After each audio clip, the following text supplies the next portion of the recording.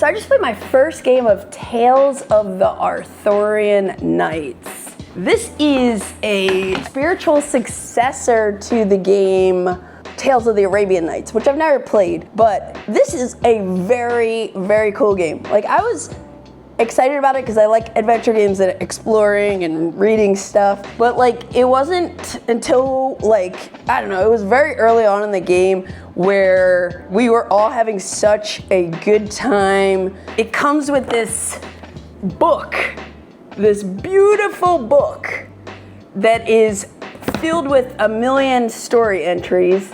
Each player is gonna play as a knight. They're not like asymmetric in any way. I think they're just different color and different flavor for your story.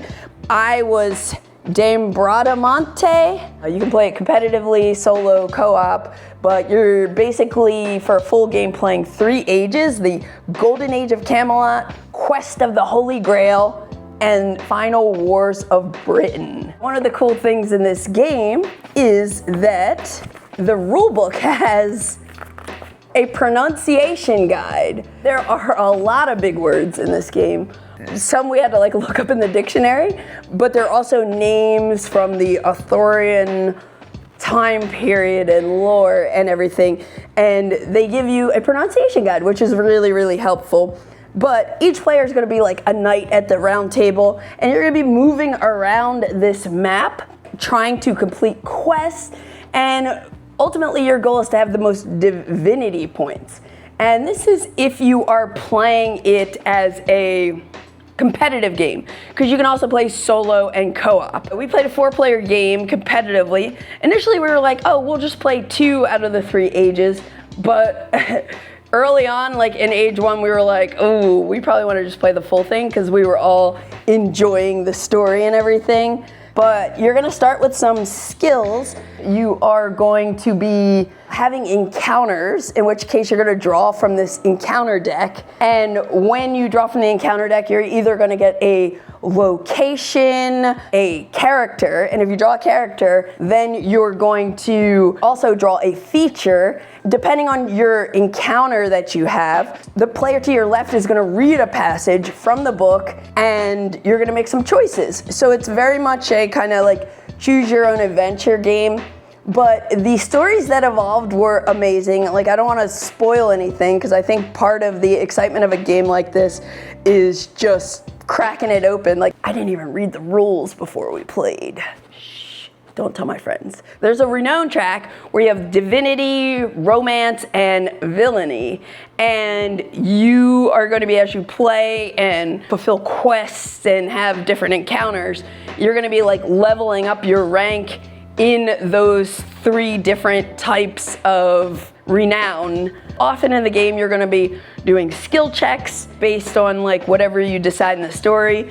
So your player board will show you if you have any modifiers on your die rolls for that. And on the map, you move around the map, it's super like easy. There are no weird movement rules or anything like that. The numbers on the map represent a difficulty number, which depending on the encounter you draw, might impact what your challenge is from the encounter. You have different types of map spaces or different types of terrain, and that will impact some of the encounters you have. Like, for example, there's this card, Raging Storm. Depending on the type of terrain I'm in, as you can see the terrain's right here, that's what passage my reader is gonna read. I don't know, it's hard to say like why this game, like why it felt so good to me. I know everybody else like really enjoyed it too, but there's just something really compelling about the stories and how the system works of like the cards that you're using, like the encounter cards and everything. And you also can get treasures, which are cool. And the other thing is you have this deck of status cards. So during the game, you're gonna be told to, as a result of one of your encounters, that you are going to have a status like, oh, atoning, beast form, beloved. Is it beloved or beloved? I don't know. Hopefully not the status that says doomed, yikes. But they're good statuses, bad statuses. Some of them last for a while, some of them are temporary. So if you're instructed to gain a status card, like for example, this is Enraged.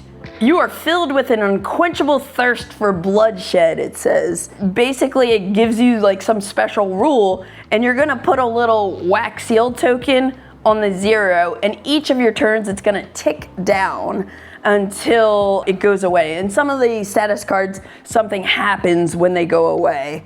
This is a game like where it's like nice and light if you're looking for like something casual to just play with friends who either really don't feel like getting into anything hardcore game-wise, but maybe want to just like chill, have some tea or a glass of wine or a pint or whatever, and just have a little fun storytelling adventure. Tales of the Arthurian Knights is really, really fun.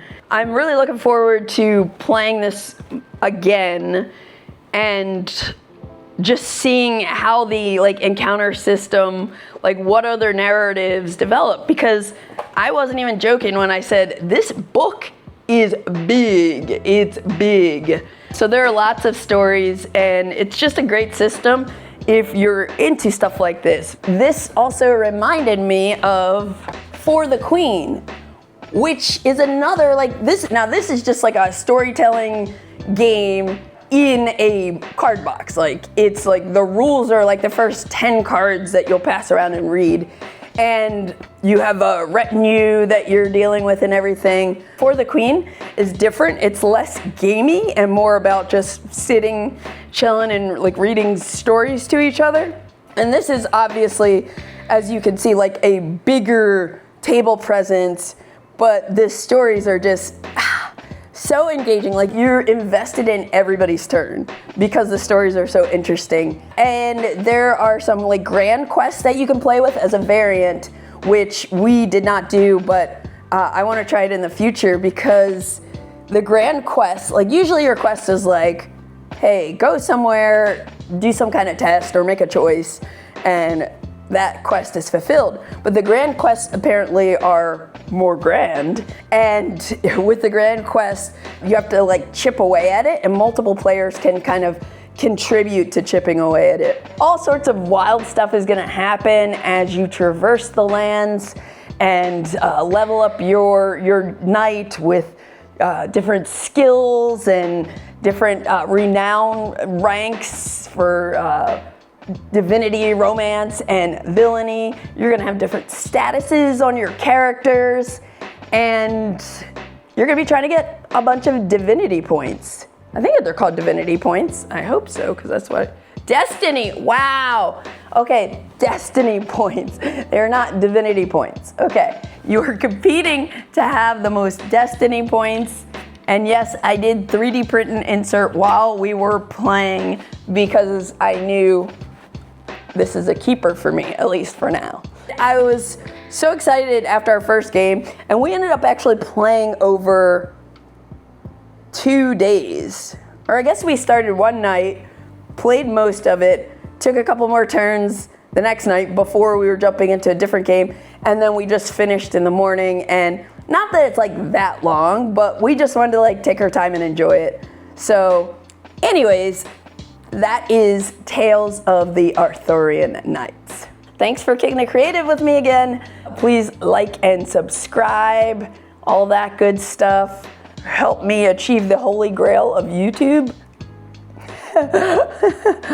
Thanks for watching. Just wanted to quickly share my excitement about Tales of the Arthurian Knights.